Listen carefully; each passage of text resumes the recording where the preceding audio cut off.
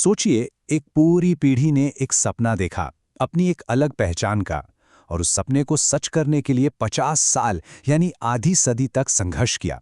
जी हाँ, आज हम बात करने वाले हैं तेलंगाना आंदोलन की, एक ऐसी कहानी जिसने सच में भारत के नक्शे को हमेशा के लिए बदल कर रख दिया। तो सवाल यही उठता है ना? आखिर कैसे लोगों का एक अलग राज्य का सपना हकीकत बनने में 50 साल से भी ज्यादा ले लेता है? ऐसा क्या हुआ था? चलिए, इस पूरी कहानी को ना बिल्कुल शुरू से परत दर परत समझते हैं। तो सबसे पहले चलते हैं इस संघर्ष की जड़ों तक। आखिर ये सब शुरू कहां से हुआ? ये कहानी शुरू होती है एक टूटे हुए वादे से, एक ऐसा वादा जिसने आने वाले कई दशकों के आंदोलन की नींव रख दी थी। तो बात है 1953 की। भारत अभी अभी आज़ाद हुआ था। उस वक्त देश की सरकार ने एक बहुत बड़ा फैसला लिया। फैसला यह था कि भारत के नक्शे को फिर से बनाया जाए, पर इस बार भाषा के आधार पर। और इसी काम के लिए बनाया गया स्टेट्स रीऑर्गेनाइजेशन कमीशन, यानी कि SRC। और ये देखिए, ये बहुत जरूरी है। 2 साल बाद 1955 में जब SRC ने अपनी रिपोर्ट दी तो उसमें साफ साफ लिखा था कि आंध्रा और तेलंगाना दोनों के भले के लिए यही ठीक होगा कि तेलंगाना को एक अलग स्टेट बना दिया जाए। मतलब अलग तेलंगाना का आइडिया कोई नया नहीं था, बल्कि खुद कमीशन ने इसकी सिफारिश की थी। लेकिन हुआ इसका ठीक उल्टा। कमीशन की सिफारिश को आप कह सकते हैं एक तरह से नज़रअंदाज कर दिया गया, और 1956 में तेलुगु बोलने वाले तेलंगाना रीजन को आंध्रा स्टेट के साथ जोड़कर एक नया राज्य बना दिया गया, आंध्र प्रदेश। और बस यही वो पल था जहां से आने वाले एक बहुत बड़े संघर्ष की कहानी शुरू हुई। तो आप सोच रहे होंगे कि आखिर लोगों को दिक्कत क्या थी, शिकायतें क्या थीं? ये स्लाइड आपको पूरी पिक्चर क्लियर कर देगी। मोटे तौर पर 3 चीजें थीं: पानी, पैसा और नौकरियां। तेलंगाना के लोगों को लगने लगा कि उनके साथ भेदभाव हो रहा है। जैसे सिंचाई का पानी कोस्टल आंध्रा और रायलसीमा को 80% से ज्यादा मिल रहा था और तेलंगाना को सिर्फ 18%। बजट और जॉब्स में भी यही हाल था। और मजेदार बात यह है कि हैदराबाद की वजह से स्टेट के रेवेन्यू का 45% से ज्यादा हिस्सा तेलंगाना से ही आ रहा था। तो आप समझ सकते हैं कि गुस्सा क्यों बढ़ रहा था। तो ये जो गुस्सा था ना, ये धीरे धीरे अंदर ही अंदर सुलग रहा था।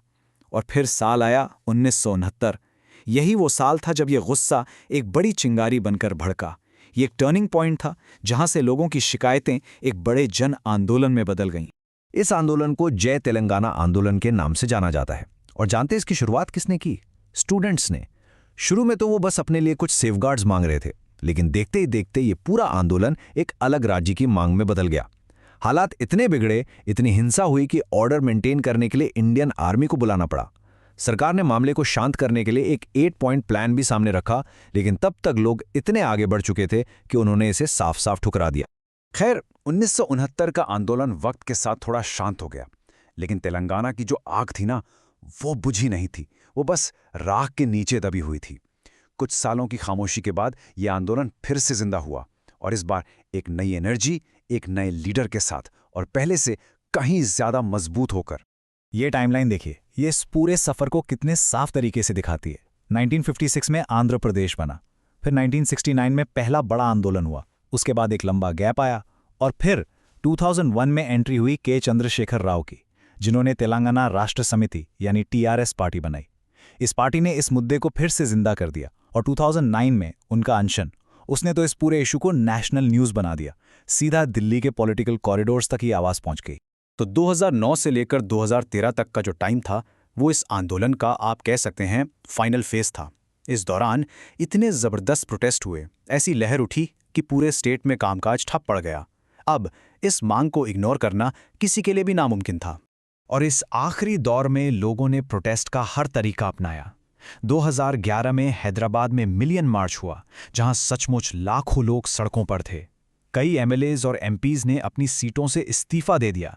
फिर हुई सकल जनुला सम्मे, मतलब सभी लोगों की हड़ताल, जिसने पूरे इलाके को जैसे रोक ही दिया था। रेल रोकी गईं, सड़कें ब्लॉक की गईं, हर तरफ बस एक ही आवाज थी, जय तेलंगाना। 3 लाख, ये नंबर देखिए, 3 लाख। जानते हैं कौन थे?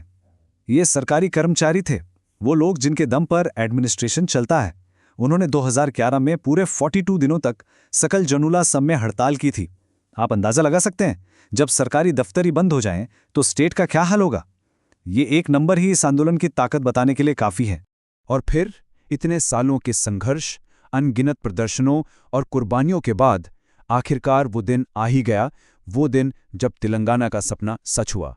तो चलिए अब देखते हैं कि ये सपना हकीकत में बदला कैसे, मतलब इसका पॉलिटिकल और लीगल प्रोसेस क्या था।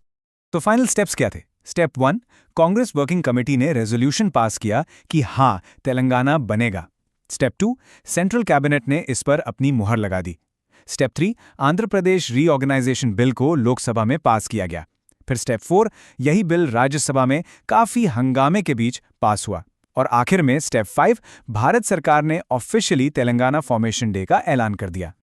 और वो ऐतिहासिक तारीख थी 2 जून 2014। यही वो दिन है जब तेलंगाना ऑफिशियल तौर पर भारत का 29वां राज्य बना और इसकी राजधानी बनाई गई हैदराबाद। तो ये थी कहानी 50 साल लंबे एक संघर्ष की। एक ऐसा संघर्ष जिसकी नींव में क्या था? अपनी भाषा, अपनी संस्कृति और अपनी पहचान को जिंदा रखने की एक जिद। एक ऐसी लड़ाई जो न्याय के लिए लड़ी गई और आखिरकार अपनी मंजिल तक पहुंची। लेकिन इस कहानी के अंत में एक सवाल जरूर उठता है, और ये सवाल मैं आपके लिए छोड़कर जा रहा हूं। क्या तेलंगाना का बनना भारत में भाषा के आधार पर बनने वाले राज्यों की कहानी का आखिरी पन्ना था, या फिर ये देश के दूसरे हिस्सों में उठ रही ऐसी ही मांगों के लिए एक नई शुरुआत है? इस पर सोचिएगा जरूर।